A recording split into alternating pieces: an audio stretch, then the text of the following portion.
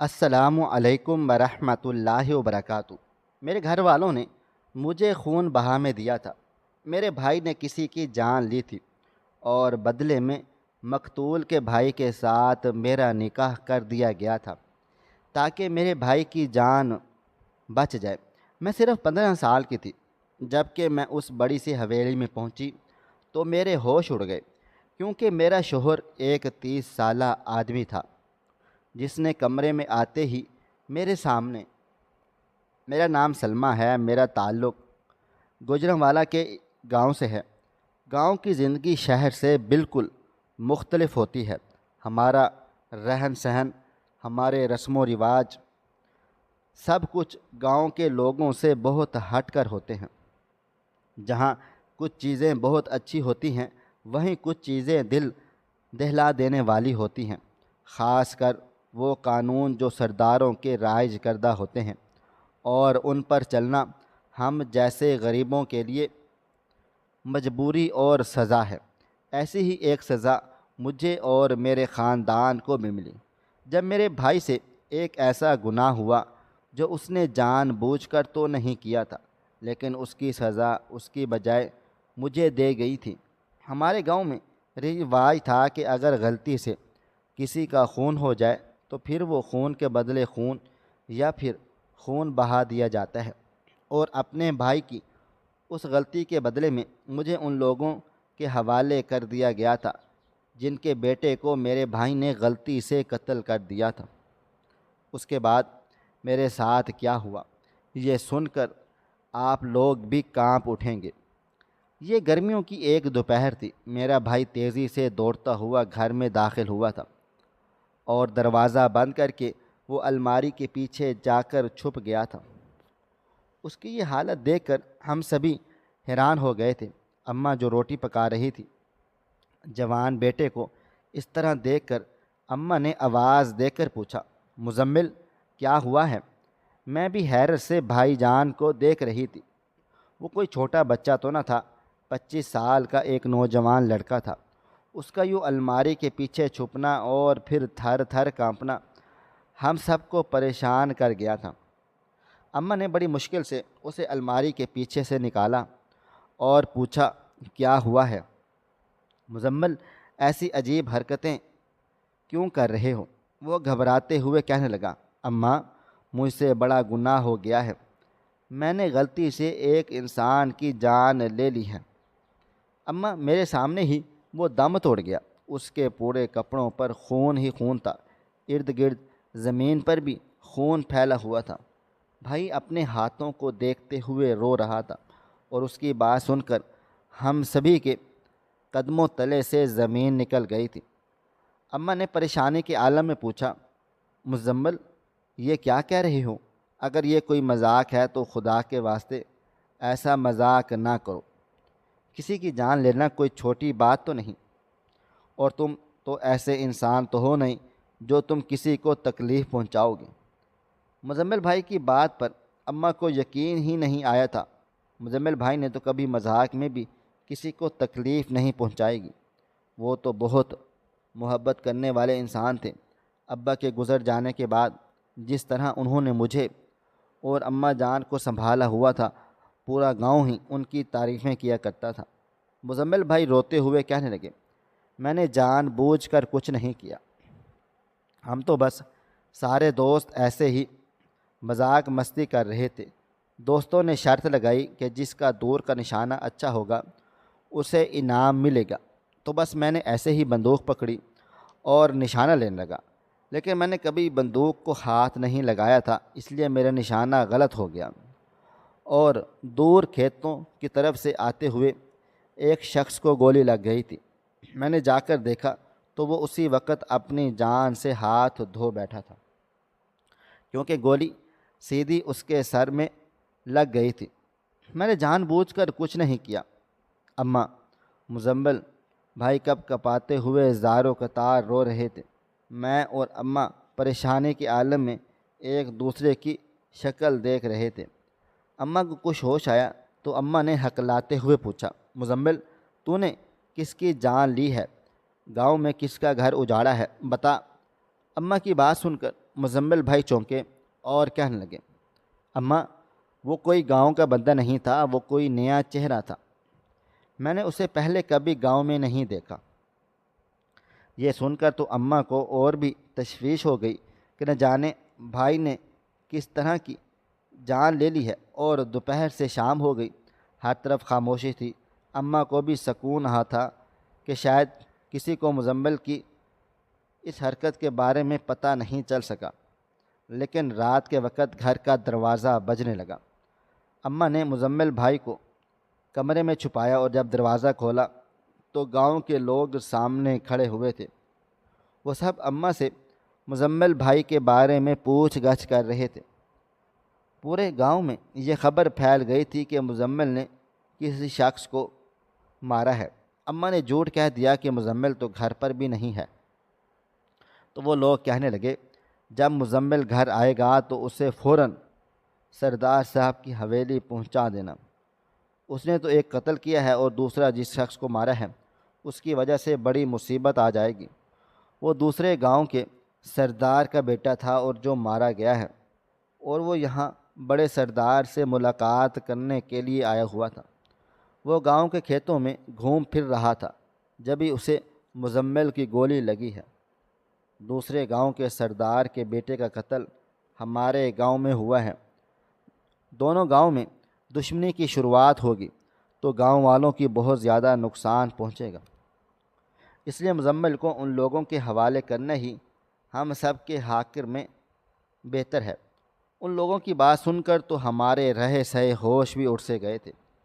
کوئی معمولی سا انسان ہوتا تو شاید کچھ لے دے کر بات بن جاتی، یا پھر اماں اور میں ان لوگوں کے پاؤں پکڑ کر معافی تافی کروا لیتے، کیونکہ سبھی مزمل بھائی کی ایسی شرابیت کے گواہ تھے۔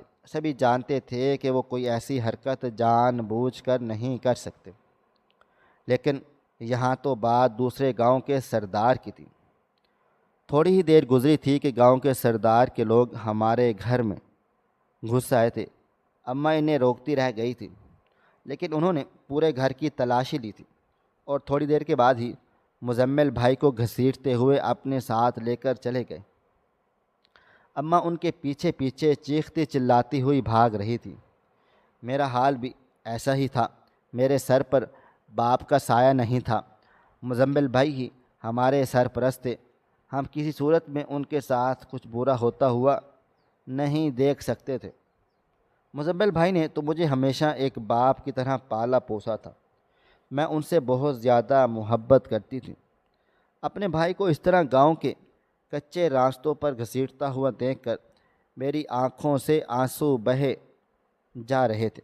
نہ جانے نہ مجھے اپنے دوپٹے کا ہوش تھا اور نہ ہی چپلوں کا۔ ایسے ہی ہم پنچایت میں پہنچ گئے تھے، جہاں بڑے سردار تو بیٹھے ہی تھے، ان کے ساتھ ایک اور سردار بھی بیٹھے ہوئے تھے، جو یقیناً دوسرے گاؤں کے تھے۔ مزمل بھائی کو دیکھتے ہوئے وہ لال سرخ چہرے کے ساتھ کھڑے ہو گئے۔ انتہائی غصے سے دھاڑتے ہوئے مزمل سے کہنے لگے کہ اپنے بیٹے کی تدفین تک میں نے بالکل خاموشی رکھی ہے، لیکن اب مجرم کو سزا دینے کا وقت آ گیا ہے۔ میں تمہیں اس طرح سر میں گولی مار دوں گا جیسے تم نے میرے جوان بیٹے کو مارا ہے۔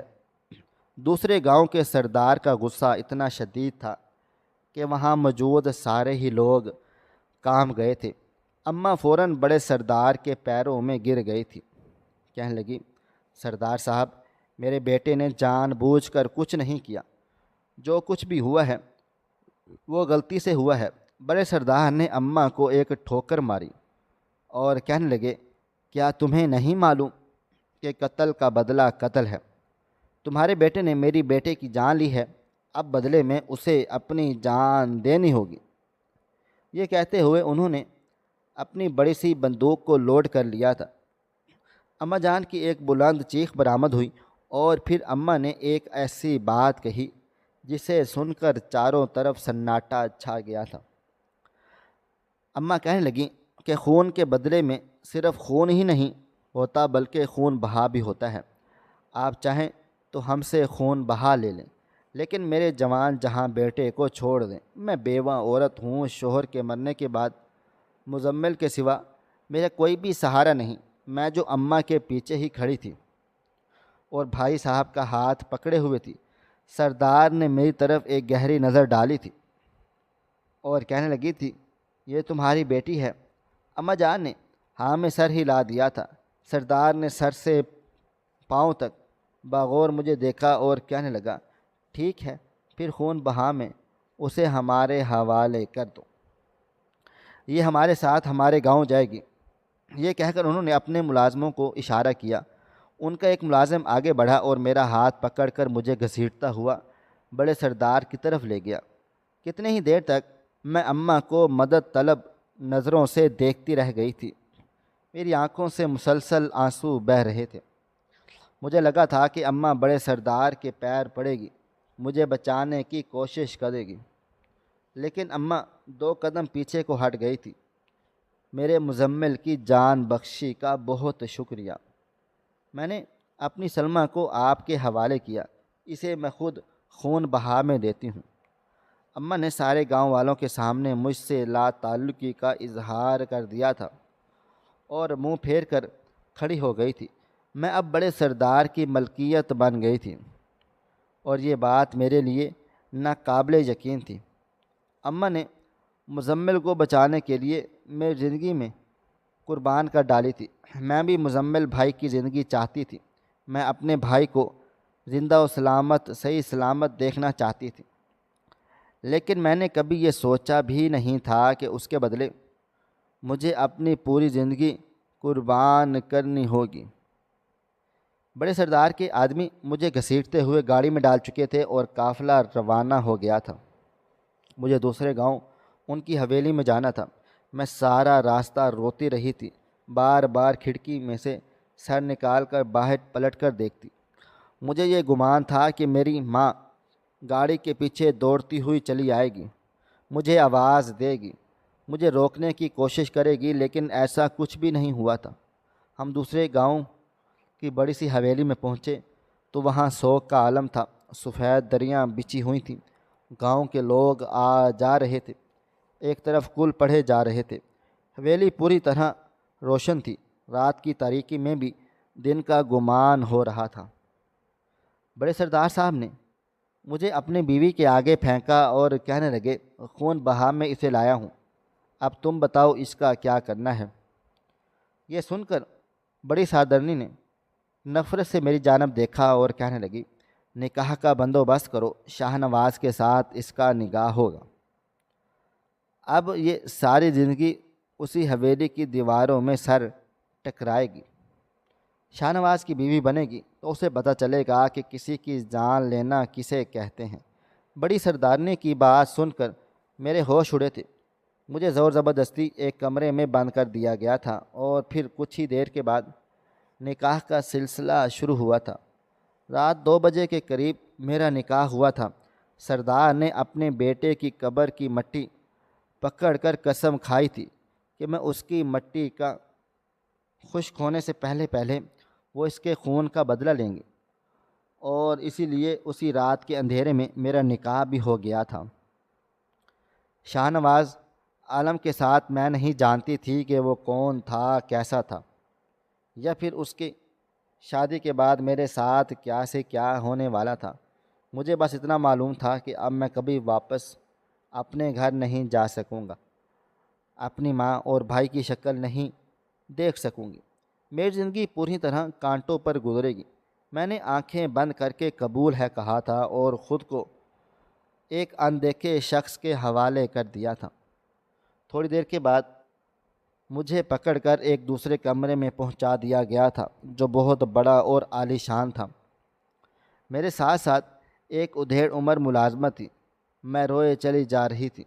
مجھے روتا ہوا دیکھ وہ ملازمہ کہنے لگی تھی کہ تم شکر مناؤ بی بی کہ تمہیں یہاں ملازمہ نہیں بنایا جا رہا، بلکہ تم سردار کے بیٹے کی ہی بیوی بنی ہو، اس طرح سے تم سردارنی ہی کہلاؤ گی۔ اس کی بات سن کر میں اچھل پڑی تھی کہ سردار نے میری شادی اپنے بیٹے سے کروائی تھی۔ مجھے تو لگا تھا کہ وہ مجھے کسی ملازم کے حوالے کر دے گا۔ میں غیر یقینی کی حالت میں اسے دیکھے چلے جا رہی تھی۔ پھر وہ کمرے سے نکل کر باہر چلی گئی۔ میں عالی شان سے بستر پر بیٹھی اپنی قسمت پر ماتم کنا تھی کہ جبھی کمرے کا دروازہ کھلا تھا اور ایک لمبا چوڑا 30 سالہ آدمی اندر داخل ہوا تھا، اور اندر آتے ہی اس نے زور سے دروازہ بند کر دیا تھا کہ میری روح کانپ اٹھی تھی۔ مجھے لگا تھا کہ وہ میرے قریب آئے گا، مجھے مارے گا، پیٹے گا، اپنے بھائی کی موت کا ذمہ دار ٹھہرائے گا اور بدلہ لینے کے لیے کسی بھی حد تک چلا جائے گا۔ لیکن اس وقت میں حیران رہ گئی جب وہ بستر پر چڑھ کر اور اچھل کود کرنے لگا۔ وہ خوب زور زور سے ناچ رہا تھا۔ پھر اچانک ہی میرے قریب آ کر بیٹھا اور کہنے لگا، میری دلہن تو بڑی خوبصورت ہے۔ اس نے میرے گالوں کو اپنے ہاتھوں میں دبوچا اور پھر غور سے میری آنکھوں میں دیکھنے لگا تھا۔ میں حیرت سے اس خوبصورت لمبے چوڑے جوان کو دیکھ رہی تھی جو کسی معصوم بچے کی طرح آنکھیں پٹا کر مجھے دیکھے چلے جا رہا تھا۔ پھر اس نے اچانک ہی میرے ہاتھوں سے پکڑ لیا اور کہنے لگا کہ تم میری دلہن ہو نا، تم میرے ساتھ رہو گی۔ میں نے بس بڑی مشکل سے ہاں میں سر ہلایا تو وہ خوشی سے ناچنے لگا تھا۔ پورے کمرے کو اس نے دیکھتے ہی دیکھتے تہس نہس کر دیا تھا۔ پھر میرے قریب آیا، میرا دوپٹہ کھینچ کر کہنے لگا کہ یہ لال کیوں نہیں ہے؟ دلہن تو لال کپڑے پہنتی ہے۔ میں ابھی اسی وقت گلابی جوڑے میں تھی جو میں اپنی ماں کے گھر میں ہی پہنا ہوا تھا۔ میں پریشانی سے کبھی اسے تو کبھی اپنے جوڑے کو دیکھ رہی تھی۔ اس نے دوپٹہ دور پھینکا اور پھر چیخنے چلانے لگا تھا، میری دلہن کو لال جوڑا پہناؤ، میری دلہن کو لال جوڑا پہناؤ۔ اس کی چیخوں کی آواز سن کر بڑی سردارنی کمرے میں آ گئی تھی اور پھر انہوں نے مجھے گھور کر دیکھا تھا۔ کہنے لگی کہ یہ تمہارا شوہر ہے، آج سے شاہ نواز کو سنبھالنا تمہاری ذمہ داری ہے۔ اب تم اسے بتاؤ کہ تمہارے پاس سرخ جوڑا نہیں ہے۔ اپنی ماں کی بات سن کر شاہ نواز ان سے ناراض ہو گیا تھا۔ کہنے لگا، اماں میری دلہن کو نیا لال جوڑا کیوں نہیں پہنایا؟ میری دلہن کو لال جوڑا ہی پہناؤ۔ اس نے کچھ دیر بیٹے کو سمجھانے کی کوشش کی تھی، لیکن پھر اس کی ضد پر انہوں نے فوراً ملازمہ سے ایک لال جوڑا منگوایا تھا اور میرے حوالے کر دیا تھا۔ میں تھوڑی دیر کے بعد ہی لال جوڑے میں شاہ نواز کے آگے کھڑی ہوئی تھی اور 2 بچوں کی طرح تالیاں بجاتا رہا تھا۔ بڑی سردارنی کہنے لگی کہ میرا بیٹا ذہنی طور پر معذور ہے، آج سے تم اس کی دیکھ بھال کرو گی، اور اگر میرے بیٹے پر ذرا سی بھی آنچ آئی تو میں تمہاری جان اپنے ہاتھوں سے لے لوں گی۔ وہ مجھے ڈراتے دھمکاتے ہوئے کمرے سے باہر کو نکل گئی تھی، جبکہ ان کے جاتے ہی شاہ نواز مجھے اپنے سامنے بٹھا کر گھور گھور کر دیکھ رہا تھا۔ لال دوپٹہ دیکھ کر اس کی خوشی کی انتہا ہی نہ رہی تھی۔ تالیاں بجاتے ہوئے کہنے لگا، میری شادی ہو گئی ہے، میری شادی ہو گئی ہے۔ اور میں اور بھی زور زور سے پھوٹ پھوٹ کر رونے لگ گئی تھی، کیونکہ میری زندگی میں جو سیاہی تھی وہ حد سے زیادہ بھیانک تھی۔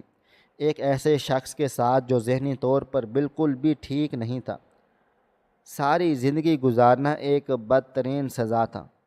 مجھے روتا ہوا دیکھ کر شاہ نواز نے مجھے چپ کروانے کی کوشش کی تھی۔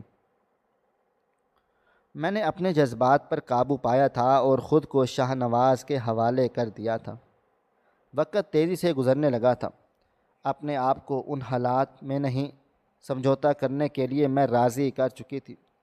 میں سارا دن کمرے میں بند رہتی، شاہ نواز میرے آس پاس کھیلتا کودتا رہتا، میں اس کا خوب خیال رکھتی، مگر وہ کام کرتا جس سے اسے چوٹ لگے، اور ایسے میں اسے سنبھالنا بہت ہی مشکل سا ہو جاتا تھا۔ کئی دنوں کے بعد ایک دن شاہ نواز حویلی سے باہر جانے کی ضد کرنے لگا تھا۔ وہ بڑی سردارنی کے پیچھے لگا ہوا تھا کہ وہ مجھے لے کر گاؤں میں گھومے پھرے گا۔ پہلے تو انہوں نے اجازت نہیں دی، لیکن پھر گارڈ کے ساتھ ہمیں گاؤں میں بھجوا دیا گیا تھا۔ وہ مجھے لے کر اپنے باغوں میں گھومنے لگا۔ میں کئی دنوں کے بعد کھلی فضا میں آئی تھی۔ میں کھل کر سانس لے رہی تھی۔ مجھے اپنا گاؤں یاد آ رہا تھا۔ ایسا لگ رہا تھا کہ یہ میرا ہی گاؤں ہے۔ شاید گاؤں سب ایک جیسے ہی ہوتے ہیں۔ گاؤں کے لوگ مجھے غور غور سے دیکھ رہے تھے۔ سبھی جانتے تھے کہ میں خون بہا میں آئی ہوئی ہوں، جبکہ شاہ نواز یہاں بھی بچوں کی طرح کھیل کود رہا تھا۔ کافی دیر گھوم پھر کر جب میں واپس حویلی لوٹی تو میرا ذہن کافی حد تک فریش ہو چکا تھا۔ میں نے شاہ نواز کے بارے میں جاننے کی کوشش کی تھی کہ اس کے ساتھ کیا مسئلہ ہے، اور پھر مجھے پتہ چلا تھا کہ وہ کسی صدمے سے گزر کر اس حالت میں پہنچا تھا۔ اس نے کھیل کھیل میں اپنی دادی کو دھکا دے دیا تھا اور اس کی دادی سیڑھیوں سے گر کر اس دنیا سے چلی گئی تھی، اور اسی صدمے نے اس کا یہ حال کیا تھا۔ مجھے اس کے ماضی کے بارے میں پتہ چلا تو میں اس کا بہت زیادہ خیال رکھنے لگی تھی۔ حویلی میں ایک ڈاکٹر اس کے علاج کے لیے آتا تھا۔ ایک دن اس ڈاکٹر نے مجھے اپنے سامنے بٹھایا اور کہنے لگا، شاہ نواز کو صرف محبت اور توجہ کی اشد ضرورت ہے۔ وہ بالکل ٹھیک ٹھاک ہو سکتا ہے۔ اسے وقت پر دوائیں دیں اور اس کے علاج میں میری مدد کریں۔ جیسے جیسے ڈاکٹر صاحب نے کہا، میں نے ویسے ہی کرنا شروع کر دیا تھا۔ میں بار بار شاہ نواز کو یہ سمجھاتی تھی کہ اس نے جان بوجھ کر کچھ نہیں کیا تھا، وہ صرف اور صرف ایک حادثہ تھا۔ مجھے شاہ نواز سے محبت ہو گئی تھی۔ کچھ ہی عرصے کے بعد شاہ نواز میں تبدیلیاں آنا شروع ہو گئی تھیں۔ میرا ہاتھ پکڑ کر اس نے زندگی کے جن راستوں پر قدم رکھا تھا، اس کے بعد وہ بہت بہتر سا ہو گیا تھا۔ آہستہ آہستہ نہ صرف اس میں حالت میں سدھار آیا تھا، بلکہ وہ ہمارے رشتے کو بھی قبول کرنے لگ گیا تھا۔ ہم دونوں کے درمیان سب کچھ ٹھیک ٹھاک چل رہا تھا، اور پھر تقریباً 4 سال کے بعد میری زندگی میں وہ دن آ گیا تھا جب میرا شوہر مکمل طور پر صحت مند ہو گیا تھا، اور وہ ماضی کے اس ٹراما سے نکل آیا تھا جس کی وجہ سے وہ ذہنی طور پر بچہ سا بن گیا تھا۔ میرے لیے شاید اس سے زیادہ خوشی کی بات کوئی اور ہو ہی نہیں سکتی تھی کہ میں نے اپنی محنت، محبت اور توجہ سے شاہ نواز کو ٹھیک کر دیا تھا۔ گزرے 4 سالوں میں میں اپنے گھر کو بھی بھول گئی تھی۔ کبھی کبھی مجھے اپنی ماں اور بھائی کی یاد آتی تھی، لیکن شاہ نواز کی محبت چند ہی لمحوں میں مجھے اس دکھ سے باہر کو نکال دیتی تھی۔ مجھے لگا تھا کہ اب زندگی میں سب کچھ ٹھیک ٹھاک ہو گیا ہے، لیکن قیامت تو مجھ پر اس وقت ٹوٹی جب بڑے سردار نے شاہ نواز کی شادی کا اعلان کیا۔ ان کی بات سن کر میرے قدموں تلے سے زمین ہی نکل گئی تھی۔ وہ کہنے لگے تھے کہ میں دوسرے گاؤں کی سردار کی بیٹی سے اپنے بیٹے کی شادی کروں گا۔ سارے گاؤں میں خوب جشن ہوگا۔ حویلی میں اب خوشیاں منائی جائیں گی۔ یہ سن کر میں جو ایک کونے میں کھڑی ہوئی تھی، مجھے ایسے لگا تھا کہ میرے سر پر آسمان گر گیا ہو۔ میں شاہ نواز کی بیوی تھی، اور میرے سامنے ہی اس کی دوسری شادی کی باتیں ہو رہی تھیں۔ شاہ نواز بھی اپنے باپ کی طرح مجھے دیکھ رہا تھا۔ شاہ نواز کو اب تک میری حقیقت نہیں معلوم تھی کہ میں اس کی بیوی کیسے بنی۔ اسے اس کے بھائی کے قتل کے بارے میں بھی کچھ زیادہ معلوم نہ تھا۔ اس سے یہ باتیں ہمیشہ چھپائی گئی تھی تاکہ اس کی ذہنی حالت پر مزید برا اثر نہ پڑ سکے۔ مگر آج بڑے سردار نے اسے بتا دیا کہ میں اس کے بھائی کی موت کے بدلے اس کی بیوی بن کر یہاں پر آئی ہوئی ہوں۔ وہ کہنے لگے، خون بہا میں آئی یہ لڑکی اب ایک ملازمہ کے طور پر ساری زندگی ہمارے گھر میں رہے گی، اور ہم دھوم دھام سے تمہاری شادی کریں گے۔ ہمیں وارث چاہیے ہے، کیونکہ اب تم ہمارے اکلوتے بیٹے ہو۔ میرے لیے وہاں مزید رکنا ناممکن سا تھا۔ میں کمرے میں چلی آئی تھی اور پھوٹ پھوٹ کر رونے لگ گئی تھی۔ شاید میرے مقدر میں رونا ہی لکھا ہوا تھا۔ مجھے یقین تھا کہ یہ سب جاننے کے بعد میں اس کے بھائی کی قاتل کی بہن ہوں۔ وہ کبھی بھی مجھے نہیں اپنائے گا۔ خون بہا میں آئی لڑکیوں کی کیا حیثیت ہوتی ہے، یہ ہم سب گاؤں والوں کو اچھی طرح سے معلوم ہوتا ہے۔ مجھے بھی پتہ تھا کہ میں سوائے مٹی کے اور کچھ بھی نہیں ہوں، مگر میرے لیے سب سے زیادہ مشکل عمل اپنے شوہر کو بانٹنا تھا۔ میں شاہ نواز سے بے انتہا محبت کرتی تھی اور اسے کسی اور کے ساتھ دیکھنا میرے لیے ہرگز بھی ممکن نہیں تھا۔ میں نے 4 سال دن رات اس کی خدمت کی تھی، اس کا خوب خیال رکھا تھا۔ میری زندگی میں اس کے سوا کچھ بھی تو نہیں تھا۔ کچھ دیر کے بعد شاہ نواز کمرے میں آیا تو میری حالت دیکھ کر وہ میرے سامنے ہی آ کر بیٹھا تھا۔ پوچھنے لگا، کیا بات ہے سلمیٰ، کیوں رو رہی ہو؟ میں نے بڑی مشکل سے اسے بتایا کہ میں اس کے باپ کی بات کو سن چکی ہوں۔ اس کی شادی کی بات نے مجھے تکلیف پہنچائی ہے۔ میں نے اس کے پاؤں پکڑ لیا اور کہا، شاہ نواز، آپ چاہیں تو دوسری شادی کر لیں، لیکن مجھے طلاق نہ دیجیے گا، مجھے اپنی زندگی سے نہ نکالیے گا، میں جیتے جی مر جاؤں گی۔ میرے آنسو دیکھ کر شاہ نواز نے مجھے سینے سے لگا لیا تھا۔ کہنے لگا کہ بابا کو وارث چاہیے، اس کے لیے مجھے دوسری شادی کرنے کی کوئی ضرورت نہیں ہے۔ تم میری بیوی ہو اور میں تمہارے ذریعے ہی بابا کو وارث دے سکتا ہوں۔ شاہ نواز کے چہرے پر مدھم سی مسکراہٹ تھی۔ میں نے حیرت سے شاہ نواز کو دیکھا تھا اور پوچھا کہ کیا آپ یہ جانتے ہوئے بھی مجھے اپنی بیوی کا درجہ دیں گے کہ میں آپ کے بھائی کی قاتل کی بہن ہوں؟ شاہ نواز مسکرا کر کہنے لگے، جس طرح میں نے اپنی دادی کو جان بوجھ کر نہیں مارا تھا، بالکل اسی طرح تمہارے بھائی نے میرے بھائی کو جان بوجھ کر قتل نہیں کیا تھا۔ میں نے بابا جان سے ساری بات پوچھی تھی۔ بابا جان نے خود اس بات کا اعتراف کیا ہے کہ تمہارے بھائی کی گولی غلطی سے میرے بھائی کو جا کر لگ گئی تھی، پھر میں تمہیں اس کی سزا تمہیں کیسے دے سکتا ہوں؟ شاہ نواز نے نہ صرف مجھے معاف کر دیا تھا بلکہ حویلی میں سردارنی کا درجہ دے دیا تھا۔ وہ میرا بہت زیادہ خیال رکھتا تھا۔ میری زندگی پوری طرح سے خوشیوں سے بھر گئی تھی۔ کبھی کبھی مجھے یقین ہی نہیں آتا کہ میں خون بہا میں آئی لڑکیوں کو ایسی عزت بھی ملتی ہے، لیکن اگر مرد خود عزت دار ہو تو وہ عورت کو ضرور عزت دیتا ہے، اور یہ بات میں نے شاہ نواز سے سیکھی ہے۔ میں حاملہ ہو چکی ہوں، بہت جلد ہی میں حویلی کو وارث دینے والی ہوں۔ مجھے یقین ہے کہ اس کے بعد میری زندگی میں اور بھی خوشیاں ہوں گی۔ شاہ نواز کی اماں یعنی بڑی سردارنی نے بھی مجھے اپنی بہو تسلیم کر لیا ہے، کیونکہ گزرے 4 سالوں میں نے ان کی آنکھوں کے سامنے ان کے بیٹے کے لیے بہت کچھ کیا ہے، اور اب تو میں اس حویلی کو وارث دینے جا رہی ہوں۔ آپ سب سے یہ گزارش کرتی ہوں کہ آپ میرے حق میں دعا کریں۔ ناظرین، آپ کو ہماری آج کی کہانی کیسی لگی؟ کمنٹ باکس میں اپنی رائے کا اظہار ضرور کریں۔ ملتے ہیں کل ایک نئی اور دلچسپ کہانی کے ساتھ۔ اللہ حافظ۔